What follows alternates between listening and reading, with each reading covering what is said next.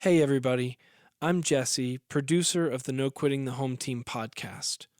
I wanted to give a quick disclaimer in that while we hope anyone who listens would gain wisdom and insight from Dave and Renee's conversations, this is still a podcast intended for married couples, and to that end there will occasionally be dialogue around sexual intimacy and other related topics. So, for those of you who may be single and particularly sensitive to this subject matter, or those who may be listening at home or in the car with their kids around, we wanted to give you a heads up in advance so that you might continue listening at your own discretion.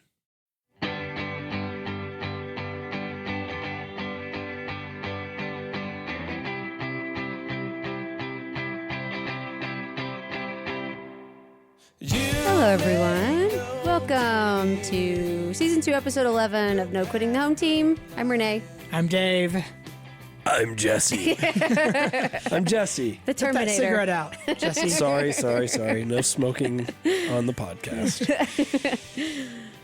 I think it's interesting that each week it's just a rotating who has a gravelly, cold voice from one week to the next. I'm trapped and you know in who this won room this with week? both of you. Jesse. It's actually been me the last 2 weeks, but they're bookending me having like debilitating laryngitis.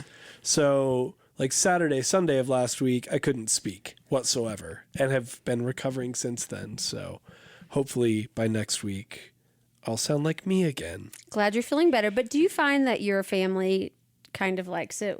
Because I did. I found that you guys kind of liked it when I Renee, I don't had laryngitis. Yeah, I remember you saying how your family reveled in you trying to be boss lady, but from a whisper, and how that was met with snickers, and I didn't quite experience that, but Your family's kinder. They like him more than you guys like me. No, I'm really gonna chalk it up to one thing, and that's just the boys are younger. Okay, They don't get it. Okay.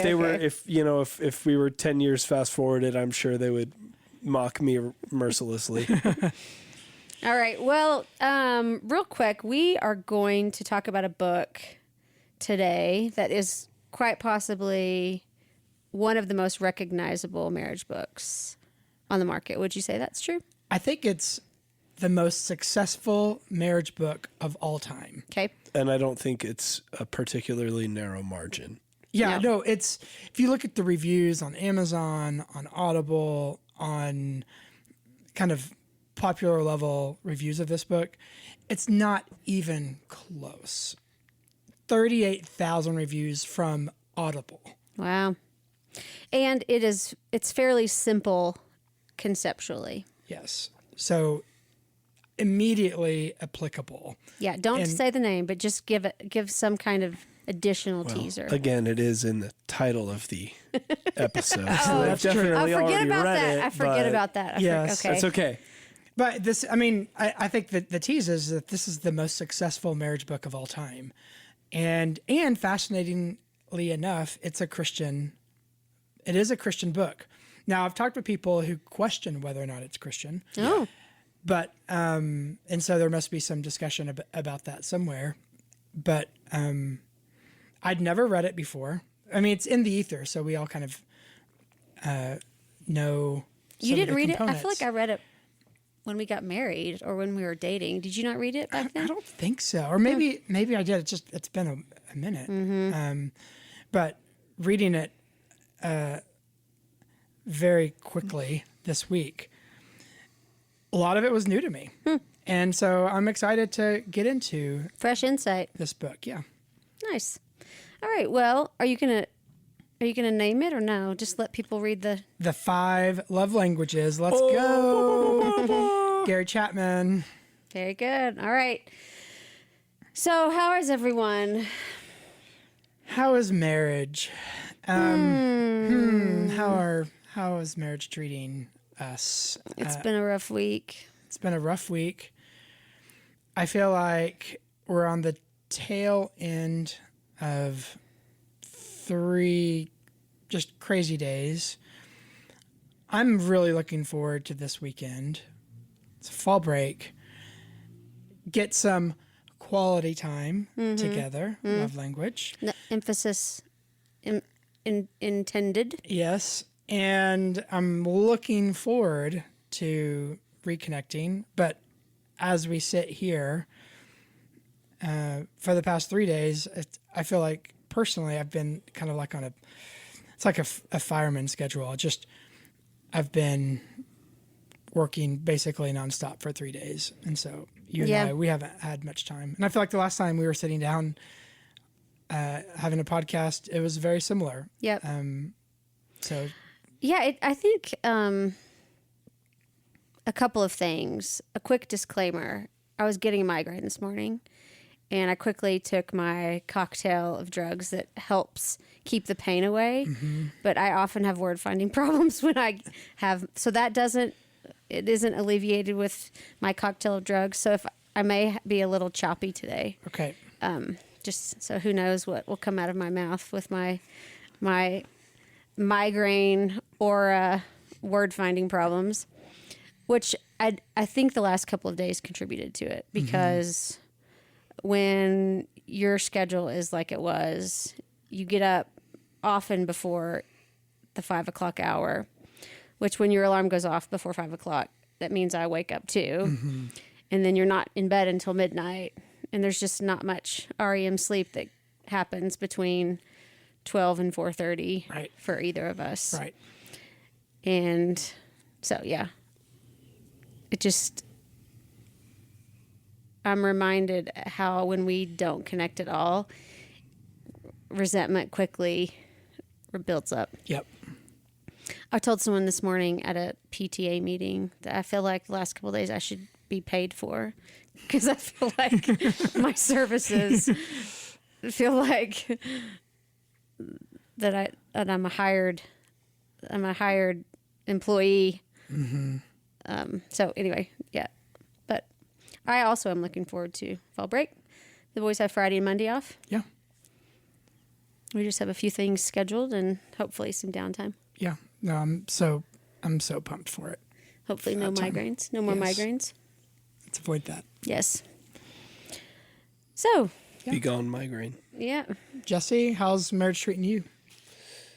Yeah, we did that real fun whiplash thing of taking a week to be on vacation completely by ourselves with no children, no anyone else, and then immediately get home, and then I work for 6 straight days to where, again, I'm home from about between 12 and 2 to like 6, you know? And so I would try to delay leaving the house until 6:30 so that I could at least hug the boys on my way out the door type of thing. And that was the only time I would see them pretty much all of last week. And so similarly, it's really easy for patients to wear super, super thin.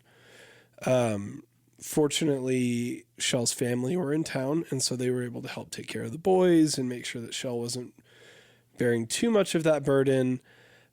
She was off of work herself last week, which helped as well. But even still, it was not our best week, I would say, if for no other reason than you want to spend every minute you have together being like productive and meaningful, and so often it's like we have to get stuff done, and then tempers are just a little shorter, and it stinks that you have to pay penance when you take a vacation, isn't it? But it seems like that's the reality of it. Totally, it is. It really is the way it it's feels. It's worth it still, but it's like it should be that you get to come back and ease into life again. I don't know. Rent comes due. Yeah. And so that was so we're bouncing back from that. It's been a good few days since then. So we're on the up and up, and I mean still in a relatively good place, all things considered, right? So it's not like we went from a 9 to a 3, right, and we're just slowly climbing out of a hole. But I think as great as Mexico was, I think we are glad to be back settled into some normal rhythms because we know that at least within that we are guaranteed good time together, like meaningful time together and as a family. Yeah, that's good.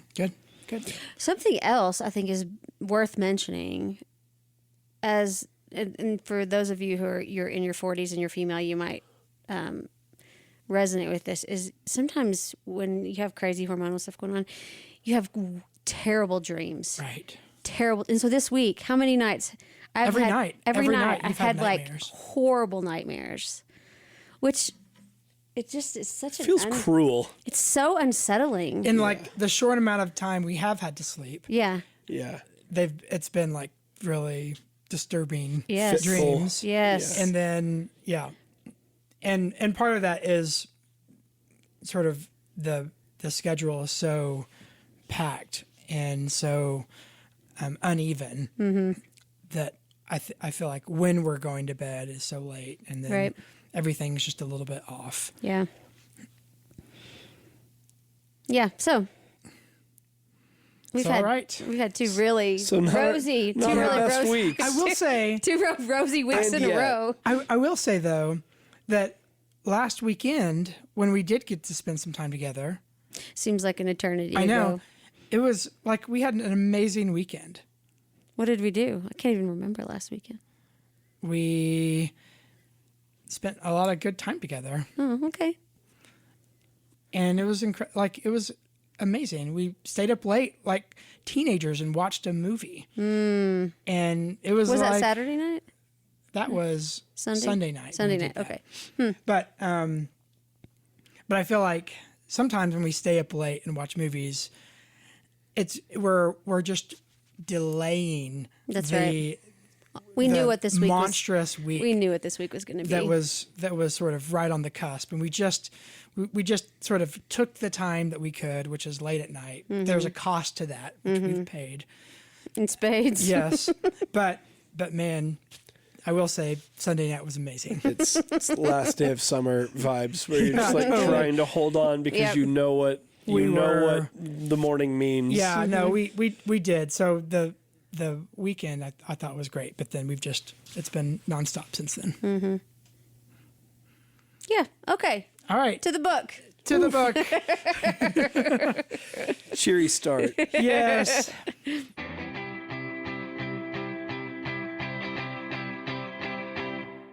Okay, so the book is 5 Love Languages by Gary Chapman.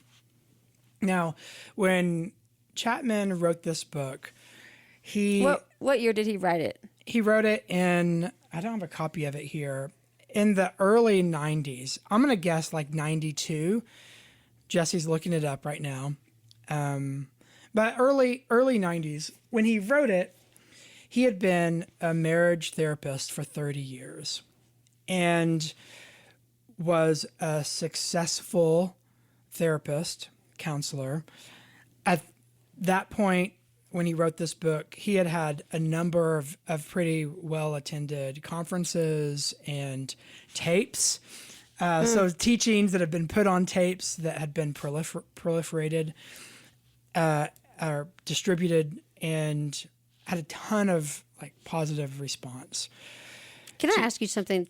Just sorry to interrupt. No, Is this the same Gary Chapman that was married to Amy Grant, the gospel singer? no, the drug addict guy. Yeah. Is this No, it's a different guy. okay? I've conflated those two in my mind for decades. I So think. you thought that 5 Love Well- Language was married to? was that would have Gary been Chapman? ironic. I mean, Yeah. Because she's really happy with Vince Gill now. I know. Well, they Sorry. have been for 30 years. Well, I know, but I just always thought that was the same person. Yeah. By the way, you were saying how many reviews on Audible? I thought I said like 38,000, or was it 3,800? I don't know. There are over 70,000 reviews on Amazon. Gosh. And it is the #1 bestseller in Christian marriage. Okay. A universal 5-star review. Wow. That's impressive. Well, before Ringing endorsement. Yes. So, but before he wrote this book, you kind of have a sense that the same kind of fruit was happening in his personal, professional ministry as a counselor. With Amy Grant. No, Not with Amy Grant. Different guy. sorry. Though if you look it up on the internet, like it'll say Gary Chapman, musician, Yeah. Gary Chapman, author. Okay. Sorry. Okay, well, it's happy to have that. 1992. 1992. 92. Yeah, Okay, copyright so we were- 92. High school. So Pre-K. first couple chapters, first couple chapters of the book, first of all he talks about the nature of language itself. Having language is sort of universal, like human phenomenon. We all speak languages, and we all know what it's like to be in a context. Or maybe we all don't know what it's like, but many of us know what it's like when you're in a social context where everyone's speaking one language that you don't understand, and how frustrating that can be. Mm-hmm. And so in sort of setting up this book, that he's observed over 30 years of experience that couples, how it is they receive love is different. It's unique. There's a written code to it that was imprinted on each individual when they were children, based on their family of origin, how their parents gave love, received love, or withheld it. And so all of them, these couples individually, they had learned a language of love, and yet they just assumed that their spouse had that same language. What he observed, though, is that there are diverse languages, just how they're different languages. So his assumption is that you tend to use the language by which you receive love to give love. And sometimes that's a hit. Yep. And sometimes it's not. Yes. And that the experience of being in love, so the intense passion and desire of like that comes with like infatuation with this person who then becomes your spouse, that feeling of being in love can actually serve as a kind of smokescreen to, he calls it the love tank. Like the feeling of being in love and that initial infatuation fills up your love tank. And it usually lasts, he says, about 2 years. And once the love tank goes empty and the feeling of being in love is sort of drained, then it really starts the process of real love, which is, how do I learn to fill the love tank of my spouse? And so in the marriage counseling context, so much of what he had learned to do was to equip each partner in how to fill the other's love tank. And to introduce the concept that just because you like giving gifts doesn't mean your spouse likes to receive gifts in the same way. And the source of frustration, so many of these marriages, is learning that they would receive love in different ways. So he draws a lot on attachment theory. So we've talked a ton about that this season. He draws some on attachment theory and child psychology, that every child, based on how the child is raised, needs, or every child, regardless of how it's raised, every child needs love. In order to be a whole, healthy adult, every child needs love. He kind of goes off on like misbehaving children, and basically is like, if you have a misbehaving child, it's probably because you haven't filled that child's love tank. And it's just kind of just a sprinkle of parental guilt. Yeah, exactly. It's like, as if we need any more. Okay, Gary. But drawing on this idea that everyone needs love, sometimes based on how we are raised, we have greater ways in which we receive that feeling of love often through a response of not having it. So that then carries on into a marital, romantic relationship. Again, several books have kind of said that. So, but in 1992, he's writing about this and he's drawn it. So I think there's kind of something to be said about that. But it's really just in the context of marriage counseling that he came up with these love languages. I'd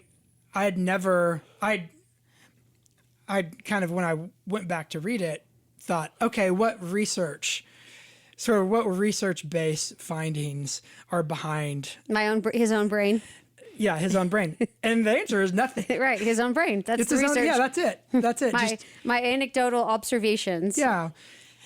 And I would say, now decades after this book has been written, he was onto something. So I think he stumbled into something that's proven to be pretty true. So then he has come up with these 5 different love languages. Many of our listeners, I'm sure, will know what they are already. And the assumption is that everyone has a handful that they really need in order to fill up that tank. And that if you're struggling in your relationship, it means your tank is on empty, which means you're not getting that kind of love in the way that you know or really need to receive it. And so part of marital success is being willing to ask what you want or what you need. Which I think that feels like a common thread in almost every book. Yeah, I would say just about every book. That's interesting. That you've got to be able to articulate Your the needs. kind of love that you need. And you can't assume, you can't mind read that your spouse knows what you need. So you have to communicate it. And then therefore, and you can't assume that your spouse is going to receive love in the same way that you need it. So greater empathy, appreciation, paying attention to your spouse, the unique way. Yep. But a pretty simple formula for, hey, just figure out your love language or figure out your spouse's love language. And if they figure out your love language, then implement it. And there you go. Yeah. Well, Good to go. It's kind of John Gottman-like in that John Gottman talked about how some people, all they did was read a book or read a chapter and it literally changed their marriage. Chapman says the same thing. Never heard you before, whatever, but a friend gave me a marriage tape of a lecture that you gave. We implemented it, and it changed our marriage. So there's real insight in this. And I've heard it described, this book is just like, it's like an old wine. It's aging well. It's aging well, and we'd all do well, I think, to take these love languages, to take them seriously, and even if it's simplistic, it's not simple. Like it's not trite. There's actually something really profound going on. So, all right. So that's That being said, yeah. what are the love languages?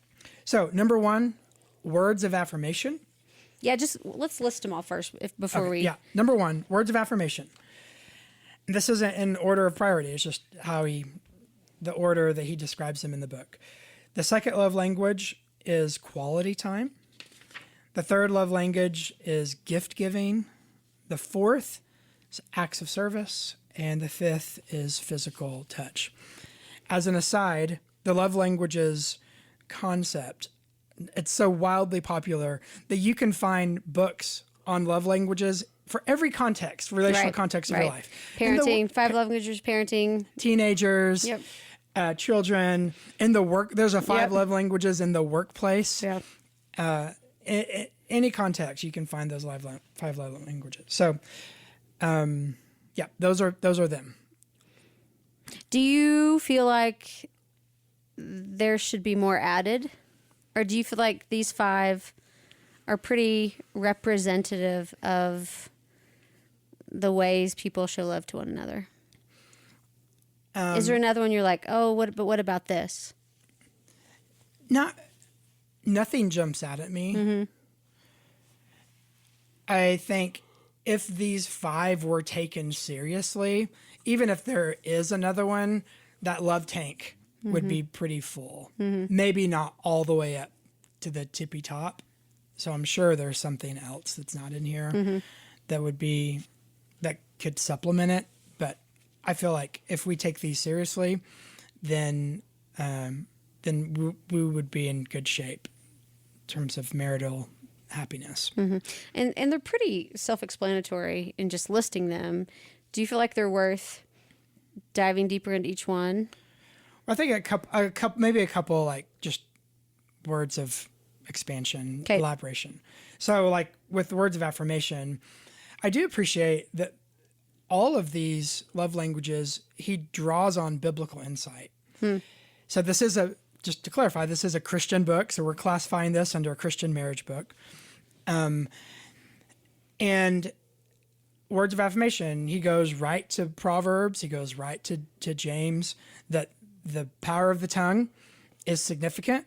The tongue has the power of life and death. And so what you say can build your spouse up, and what you say can literally tear them down. And not to minimize that power. So we want to use our words in a way that encourages and builds up our spouse, our spouse. So some people, of course, they hear encouraging words and they immediately think it's flattery. It's like, okay, what are you buttering me up for? There's like suspicion about sort of these words of affirmation. Which I would say I fell, maybe sometimes still fall in that category. Like in our relationship, this is one that you need. Yes. This is one of your, would you say primary? I would say, although going through them, I feel like I needed all of them. Right. But I think even early in our relationship, this one to me felt lazy. Because you can say anything. Right. You can just say whatever you want. It doesn't even have to be true.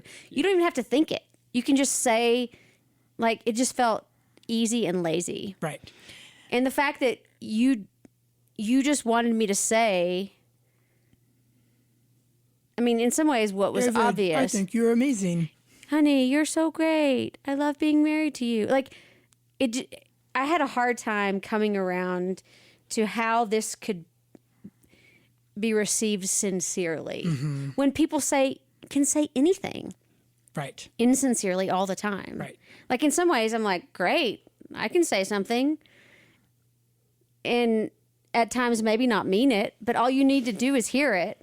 Like I just had a hard time with this one early. And I think I've gotten better over the years. You have, but I feel like you've kind of done what he suggests, which is if this isn't your primary love language, and yet it is for your spouse, his sort of attitude is like, well, just do it. Toughen up. Yeah. And do it, dummy. Like that's kind of how it's not hard. It's like quality time. I mean, good grief, you have to spend half your day, and right, it just takes a pound of flesh out of you. But this, you just have to. I mean, you can just say whatever. Right. Like so, it was just for me acknowledging that me just doing it is meaningful, even if I feel like, from my perspective, it feels easy and lazy. And even if it's like, I almost give you the script that I need. Right. You to I read it perform. To you. Yes. For me. Tell me what you need me to say to you, and I will say it. Yeah, and yet it still was effective. Somehow I hear those words. I'm like, oh, honey, thank you. That's what I needed, and I'm built up by it. Yeah. But that reinforces that biblical principle that the power of the tongue, it can build up. And of course, it can be used, those same words can be used for flattery, can be used sort of with improper motives, which is why a lot of people, that's not their primary love language because they've seen or they're skeptical of it. Yeah, they're skeptical. Yep. They've seen perversions of it in the past. But regardless, that was a big one for me. Mm-hmm. Okay, second one, quality time.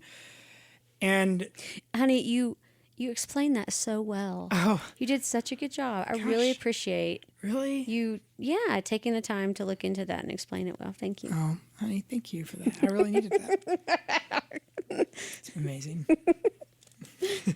But even you, I know you're mocking me. It still works. I'm not mocking you. No, you are. And She's not. It not still works. Mocking you, but I feel like I just nailed that. I'm demonstrating. I'm giving a practical example of how this works in our relationship and how it still buoys you. It still works. All right. Number 2, quality time. He basically says that for those who feel like they don't necessarily need a lot of time with their spouse to feel connected, he's basically like, it doesn't matter. You've got to do it. You've got to carve out time to prioritize your spouse, especially in times when they need you. Mm-hmm. Even if you feel like you've maybe gone above and beyond, it doesn't matter. You've got to sort of prioritize this. And he said quality time is all about giving your full attention to your spouse.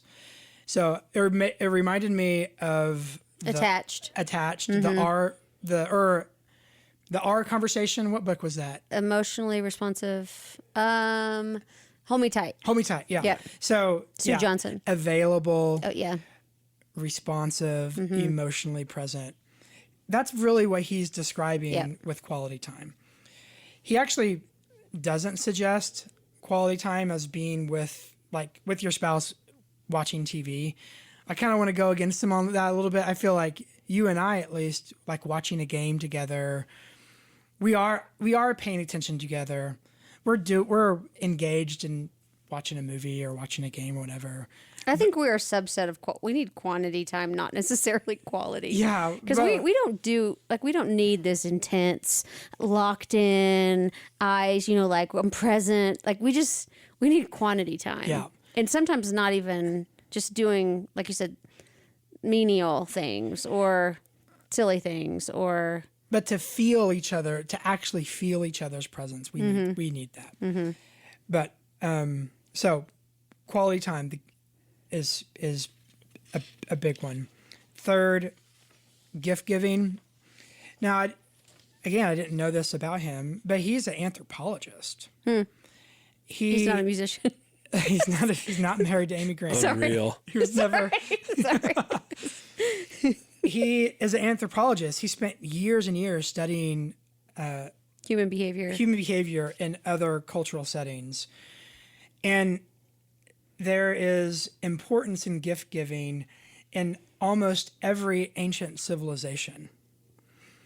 Ancient and modern, like the way in which I show appreciation to you and value you is I'm going to give you this thing as a token of this value. She talks about the importance of the exchange of wedding rings in a marriage. The giving, the receiving of the ring is a sacred gift that we give to each other.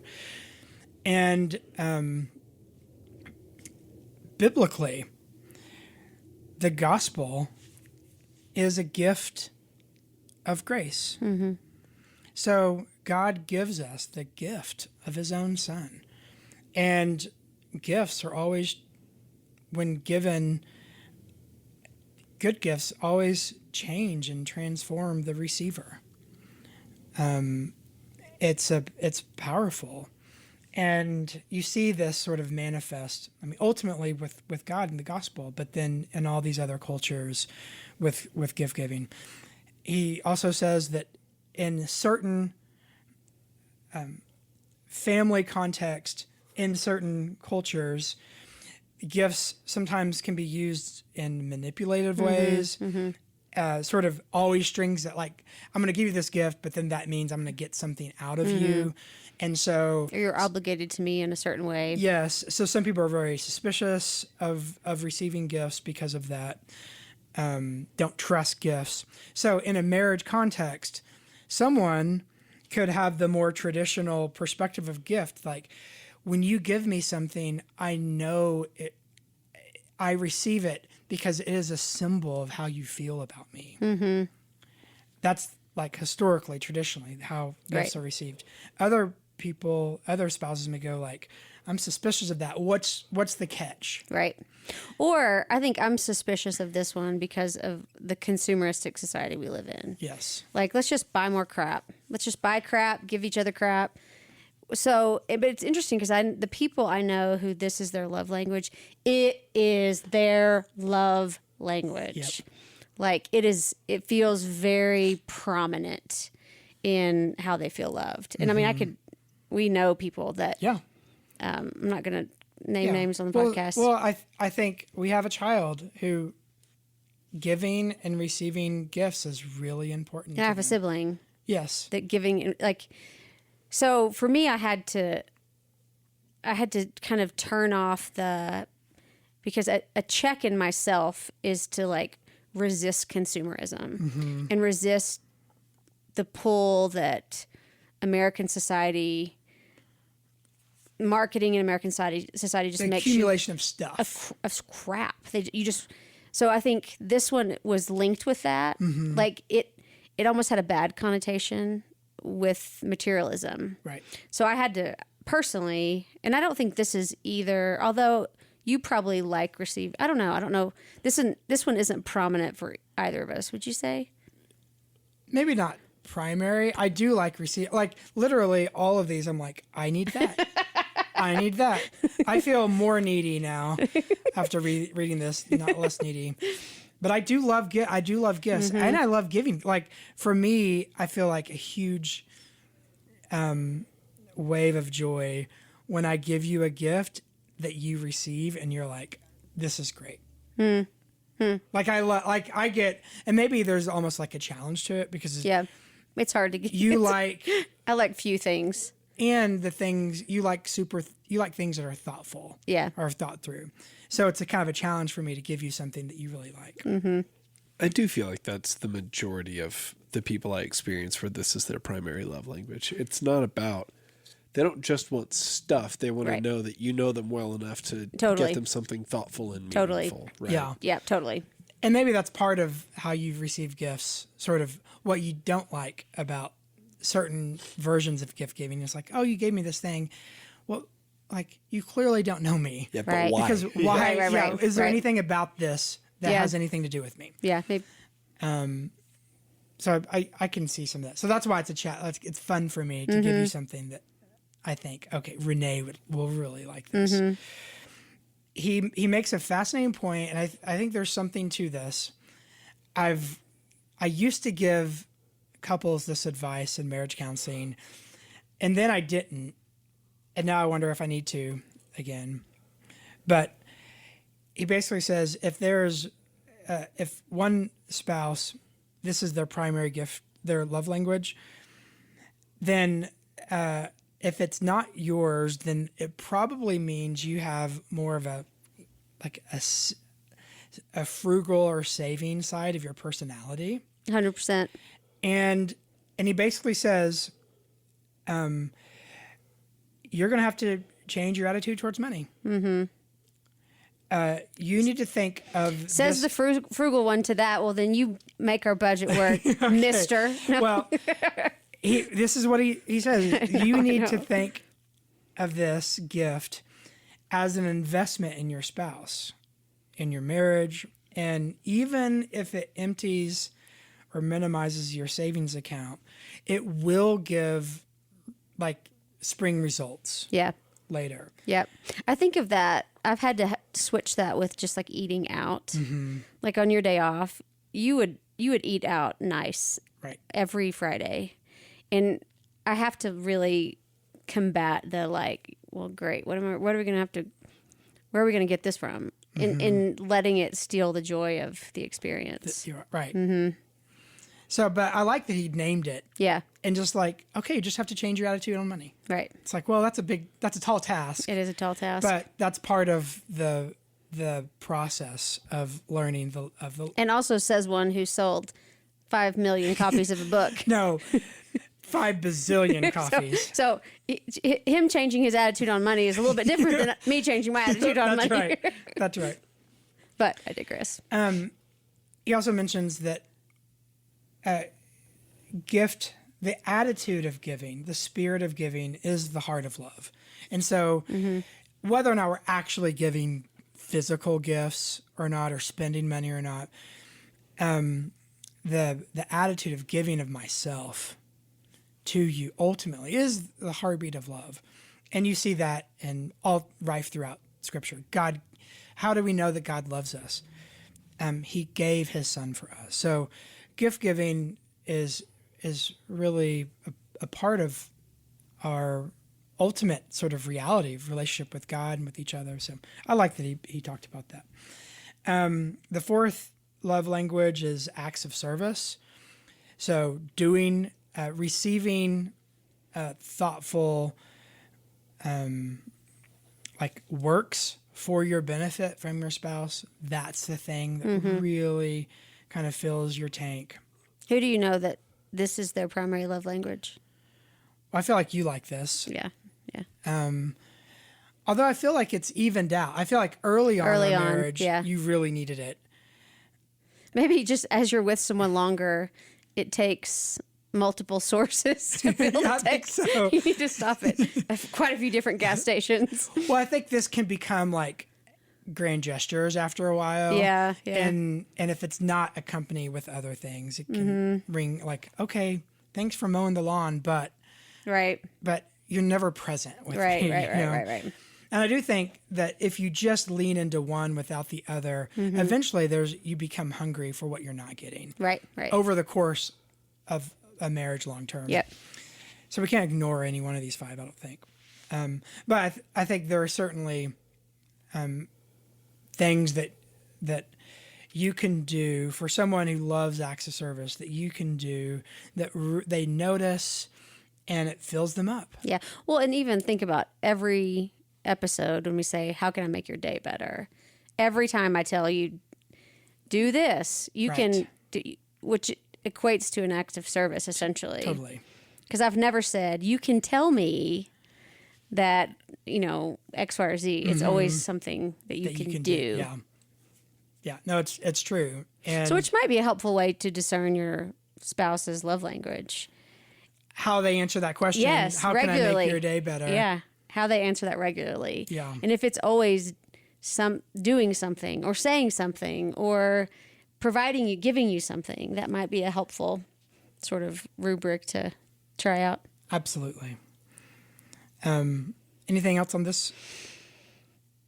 I mean, I felt like his little example of, well, Jesus served us felt very Sunday school. But it's not wrong. It's not wrong. It's not wrong. Yeah, it's not wrong. He showed it in John, he says he was going to show them the extent of his love, and then he washed their feet. Right. So there is that's a transcendent spiritual truth For sure. there. And then ultimately, the ultimate act of service, like he gave his life, which is an act of service. Yeah, and then which is what you see in Ephesians 5 Right, for marital love, giving of yourself for each other's benefit. So there, again, none of these can be ignored.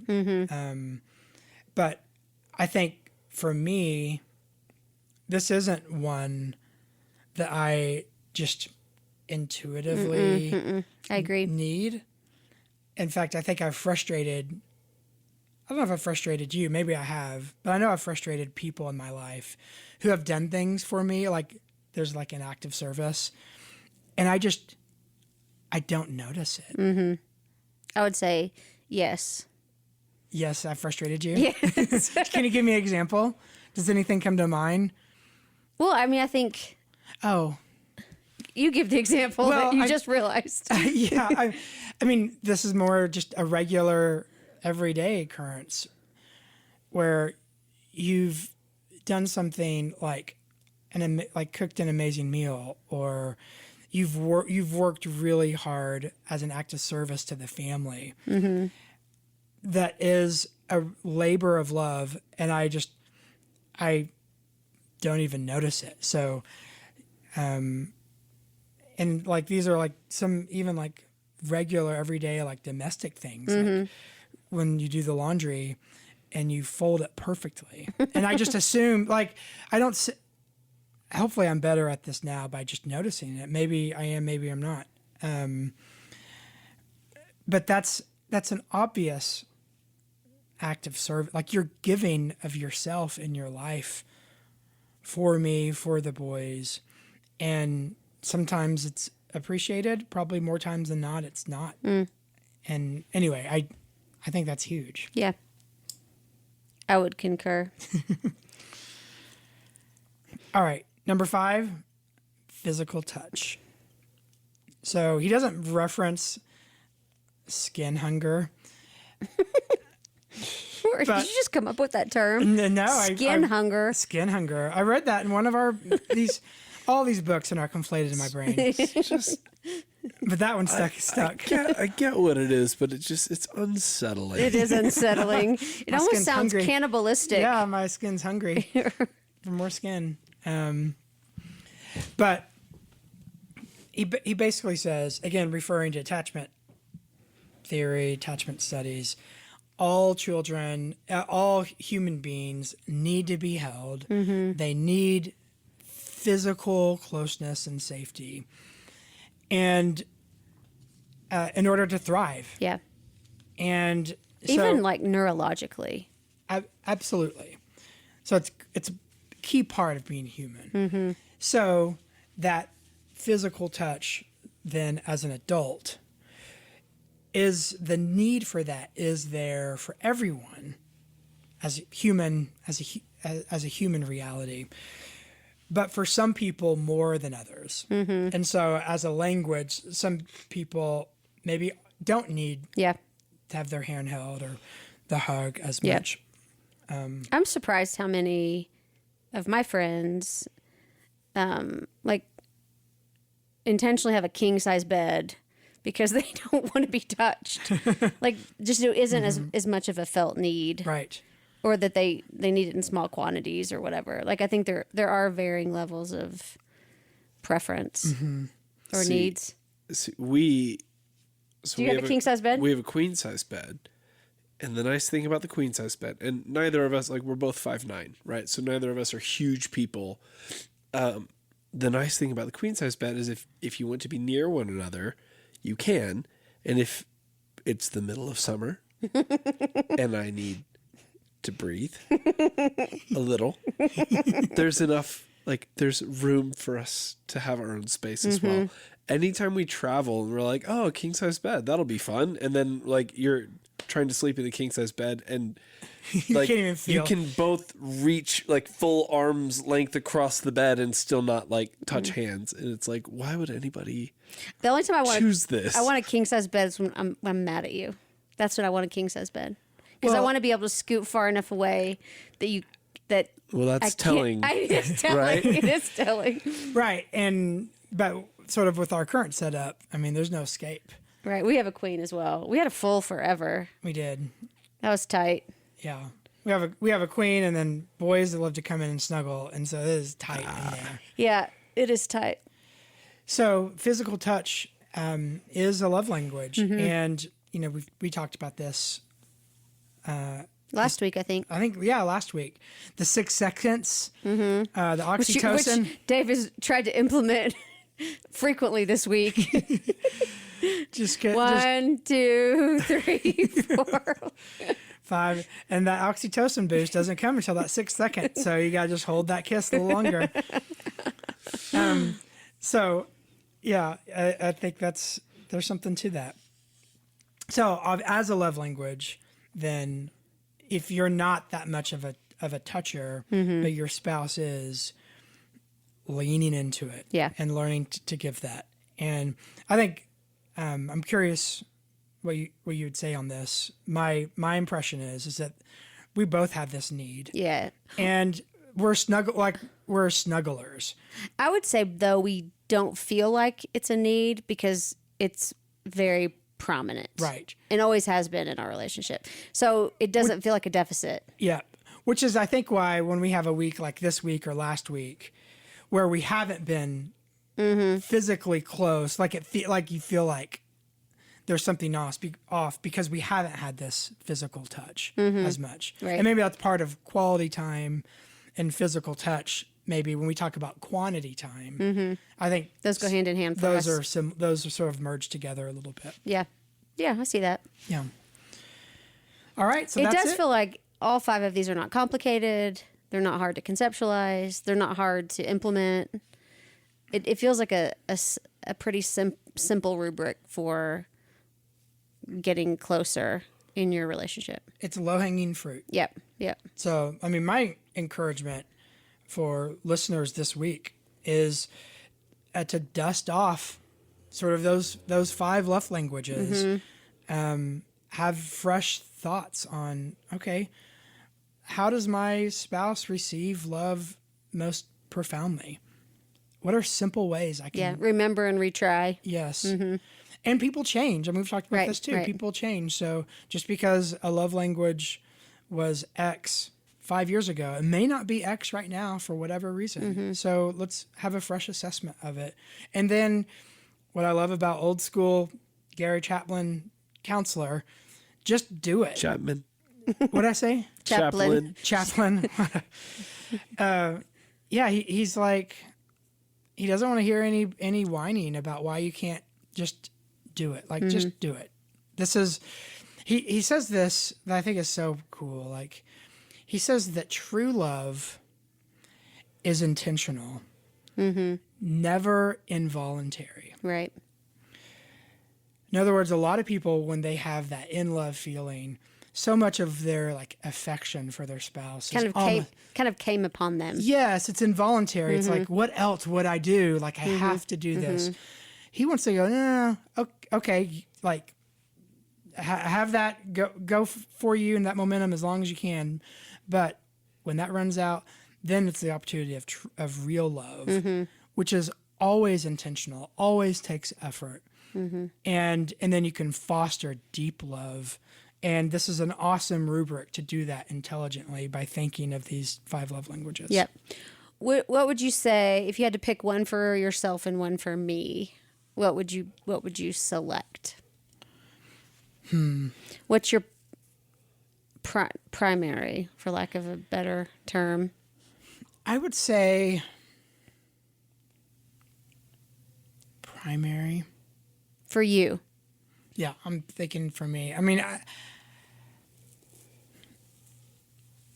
certainly words of affirmation is still important.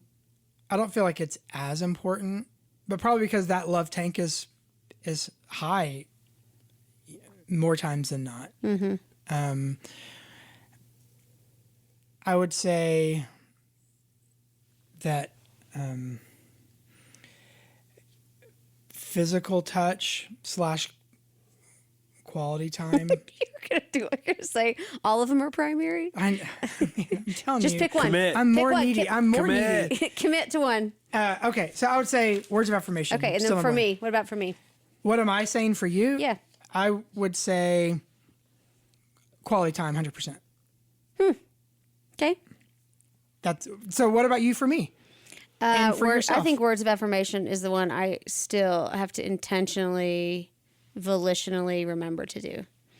And I would say I'm acts of service. Acts of service. That would still be number one for you. Fascinating. Yep. Okay, Jesse, so what about you guys? Unless something has changed, which to my besides your knowledge- voice, Yeah. I sound horrible right now. Yeah, quality time for me, physical touch for sure. Okay. And love, feel free to jump in the email and let us know how wrong I am. all right.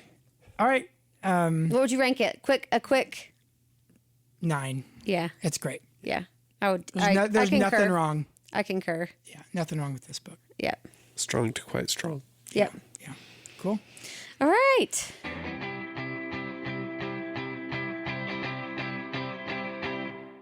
Next to the surprise question, Doo-doo-doo.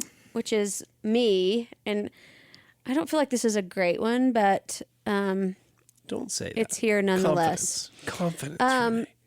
Considering our previous conversation that I like acts of service, there are a number of things on the docket around our house that you've hoped to do, Yes. like build my desk in the corner of our bedroom and build the bookshelves. So I guess in thinking about how does knowing that those things mean a lot to me play into the urgency of you doing them? Because they've been on the to-do list for a long time. Right. So does that ever play into, like, it means a lot when I do something for Renee, and so I'm gonna make sure this happens, or not. Well, I feel like there's sort And of in another, like, when do you think those things will get done? Okay. I think this is a forest and the trees question. Okay. Meaning the trees, like, I can talk about the specifics of that request. Right. Right. And then there's the forest, like. Which was the first part of the question. Right. Right. So, but the forest, which is what I'm sensing, which is like, how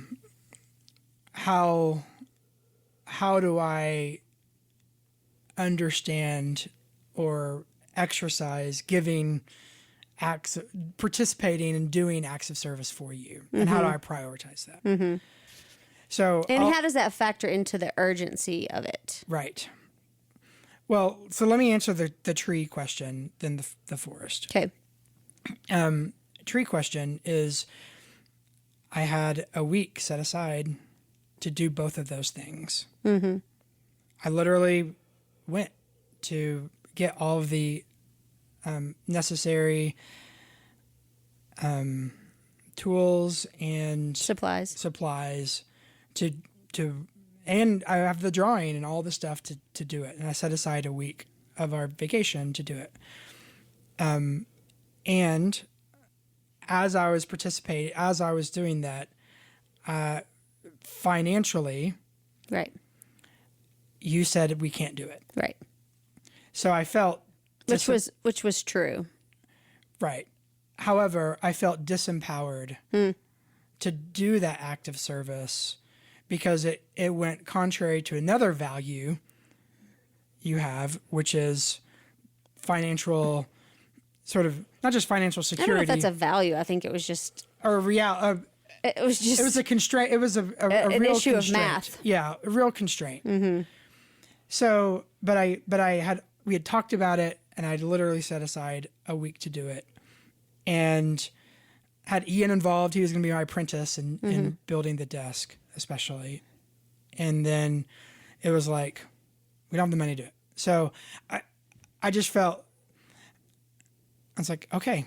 Project all right. off. So it just, It took the wind out of the sail of doing that. yes. Maybe forever. Not forever, but it was like a week of summer vacation I had set aside to do it. So when are we going to have that kind of time to be able to build a kind of desk that's pretty enough that you could be really proud of it? So that's what I was going for. So, but that's that's sort of the specifics of that. Okay. Now, I feel like in terms of the forest and how do I think the answer is I probably need to inject some urgency in acts of service for you. That is important for you still. Not that I don't do anything, but I do feel like that has been deprioritized, and at least with the discussion of the 5 love languages. Yeah. It used to be on top. Yeah. I don't feel like that sort of insecurity anymore. So I haven't had it be number one. Maybe it would be good for me to reprioritize it and to have a little bit. I feel like this question has made you a little taking you back a bit. Do you feel defensive a little bit? No, only in the specifics of that. what you Okay. asked for, because Okay. I did all the work to do it, and felt like it got unplugged. Yeah.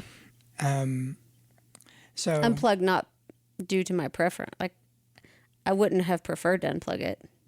right, but still, regardless of why that was the case, I still had to, like, I was going to do it no matter what.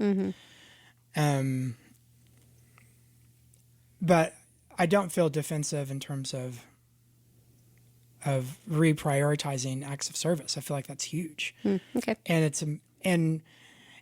it's a good reminder, in the same way that words of affirmation, you have to like force yourself Yeah. to do it. Yeah. I think it's important to do the hard work of acts of service, even though that's not a natural priority for me. Okay. All right. Right.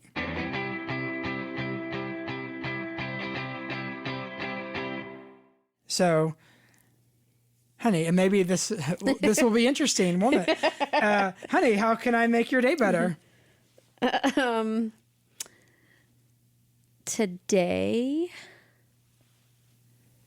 I was trying to think outside of, because every time you ask me that, I tell you to do something, right? So I was trying to think outside of some domestic task.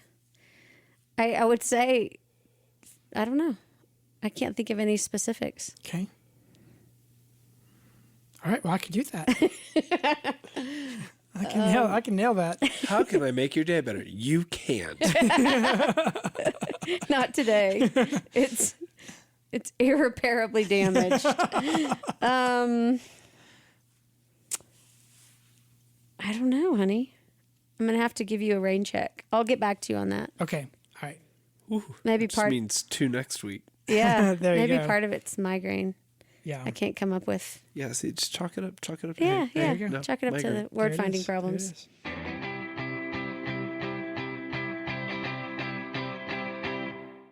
All right. All right. Last thing, you're gonna do the what you're into this week, right? What I'm into right now, and this week, what I'm into is Renee has dialed up literally the most delicious and like exotic meals, like one right after the other, Which probably very labor intensive. Which probably wasn't the best week to do this for Right. me, but regardless. And it goes back to acts of service. Like you've put a ton of time and effort into providing these amazing meals. But I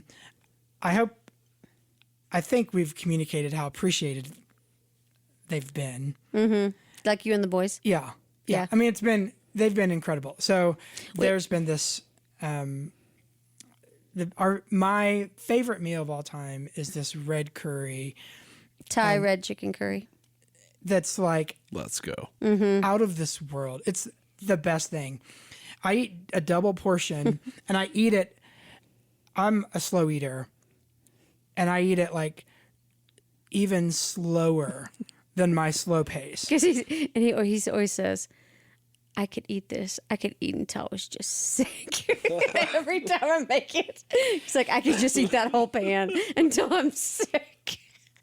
You know that I forget what the cartoon is, but where the sloth is like slowly. It's like the DMV worker or whatever. The sloth. It's like slowly Right, stamping the stamping paper. the paper. That's me eating this red curry one spoonful at a time, and it's just the best. It's literally there's nothing better that I've ever eaten than that. And so Wow. I am so into that. Maybe I'll just say that the other meals were amazing, but that one I did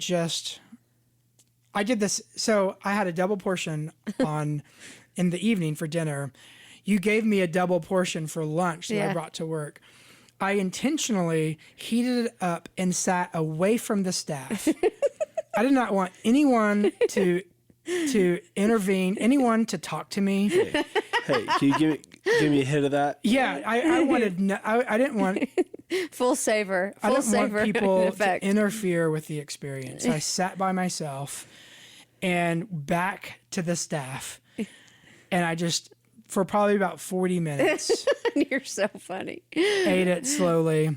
Sometimes, just to give you a picture, I wouldn't say we're all fast eaters, but our kids have learned to be fast eaters with school. They have like 12 minutes to eat lunch. So the boys and I have been done for 25 minutes and we're cleaning up everything. And Dave's just still sitting there. Slow scooping. Oh, But that's what I'm so into. you're into the chicken curry, or you're into Thai- well-prepared dinners. Yeah, especially that Red Thai chicken red curry. Thai so chicken curry. good. It's Shout out to Crystal Barrett from our Durham, England days, because That's that's right. where That's that been recipe came from. an oldie but a goodie And it right has there. been. go. Yep. All right. All right.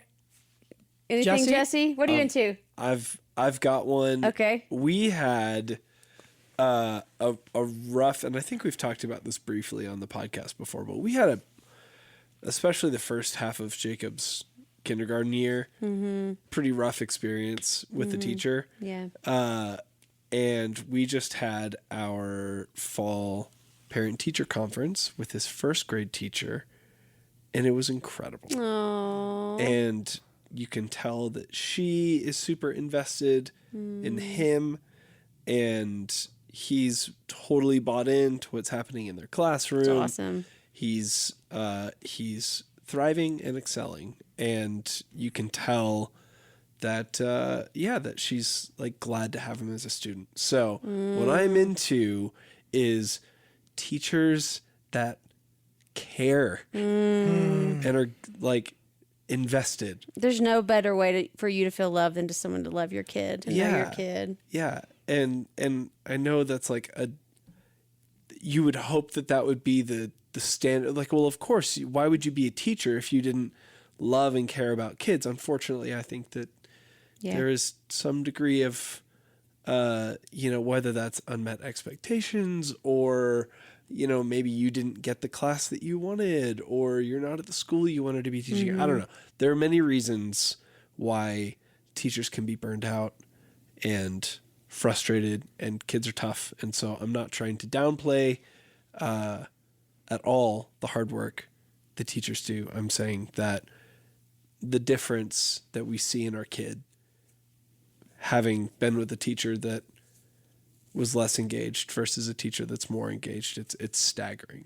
It's staggering. So happy for you guys. yeah, so that's so great. That's just fresh on my mind. And I mean, Shell was on the verge of tears in the meeting. It was I've cried in many parent-teacher conferences good tears from happiness too. Yeah. All right, that's a wrap. Thanks for listening, everyone. Have a wonderful fall weekend. See you next time. Learn those love languages. Do it. Bye. Bye. Bye.